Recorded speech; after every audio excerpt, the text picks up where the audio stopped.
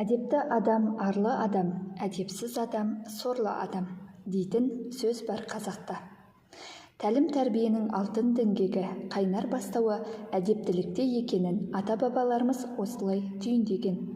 Әдептілік белгісі иіліп сәлем бергені деп әдептілік әліппесі сәлемнен басталатынын және айтыпты. Тасқа таңба басқандай анықта айқын сөз, ал сәлем беру ізеттіліктің, кісіліктің баспалдағы. Сәлем беру сөз бастаудың беташары. Сәлем беру танысып білісудің, достасудың дәнекері. Қазақ салтындағы ата-бабадан қалғаны бар, бұрын өткені бар. Сәлем сөздің жолы мен жөнін, сәлем парыздары туралы білгенімді айтып берейін.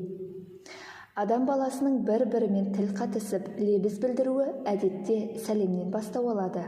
Сөз анасы сәлем деп Бұқар Жырау бабамыз сәлем сөздің қасиетін әрі қысқа, әрі нұсқа етіп керемет тұжырымдапты.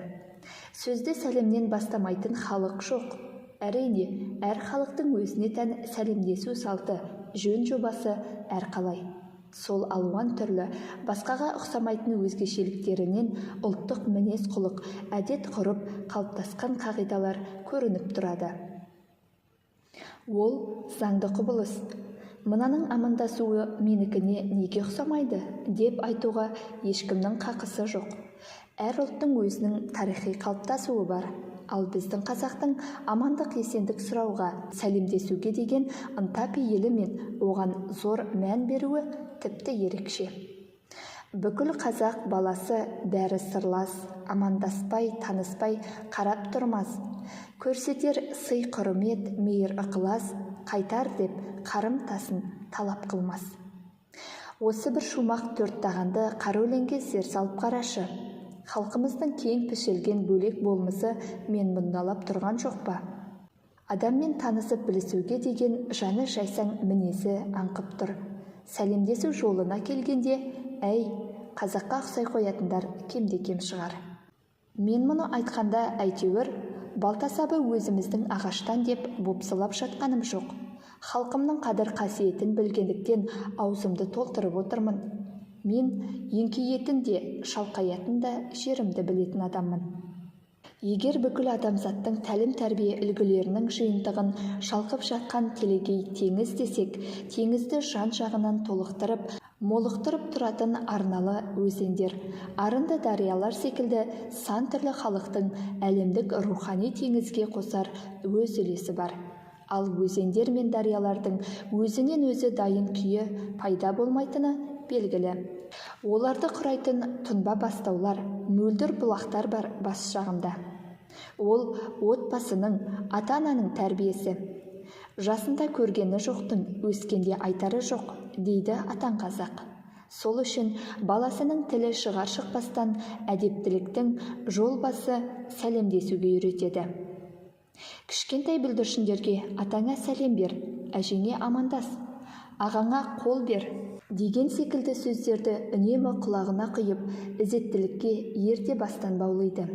Кез келген ересек адам бала сәлемінің оңды бағыт алып, мінезіне сіңіп, саналы түрде дағдысына айналуына мұқият қарайды.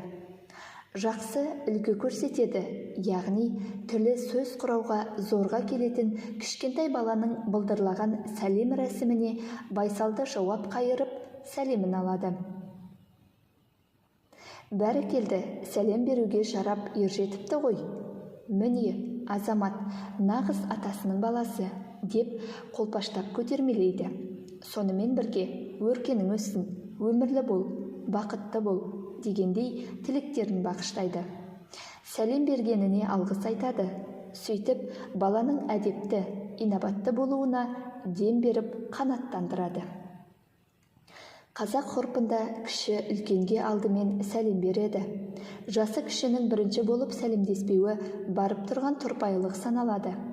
Жас адам үлкеннің алдында амандаспай сөз бастаса, немесе бедірейіп қарап тұрса, ондайларды көргенсіздің баласы деп, тәрбие көрмеген тексіз деп, оның өзінен бұрын ата-анасын кінәлайды. Әне, сондықтан әрбір ата-әже, әке-шеше баланы қарғадайынан сәлем жолын жасауға үйретіп, санасына сіңіреді. Ол отбасындағы үлкендердің бір парызы. Жасы кішінің үлкенге құрмет көрсетуі ата-анаңның, ауылыңның, қала берді еліңнің абыройы. Өйткені ата-ана ауыл аймағыңа алғыс естірту немесе жағымсыз атқа қалдыру кейде бір ауыз сәлемнің берілу-берілмеуімен бағаланып кететіні бар. Тексіз елдің баласы, нұсқасыздың қызы, тектемей өскен көргенсіз деген секілді ауыр сөзді есту кімге жеңіл дейсің? Ал өнегелі ауылдың баласы екен, өсер елдің ұрпағы екен, өнегелі шешенің қызы екен, текті атаның ұлы екен деген сияқты жанға жағымды ауылыңа, ата-анаңа алғыс әкелетін мақтау сөзді есту жас адам үшін бір мәртебе емес пе? Қазақта жасы кіші өзінен үлкенге ат үстінде отырып сәлемдеспейтін.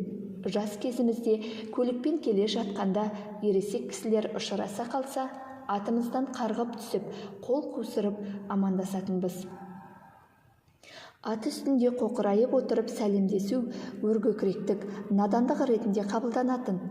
Шіріген шөпті мал жаратпас, шіренген жігітті ел жаратпас деп ондайларды жағымсыз сөзге іліктіретін. Асылы халқымыз ақ сақалды атаны, ақ шашты әжені, ақ самайлы әкені, ақ жаулықты ананы, жалпы үлкенді құрметтеген, алдынан кесіп өтпеген, сен деп серейтіп сөйлемеген. Қазақтың ұлттық бітім болмысын ажарлайтын ардақ бір қасиеті осы, үлкенді сыйлауы. Бұл бабалардың салып берген сара жолы, ұрпағына қалдырған өнегесі.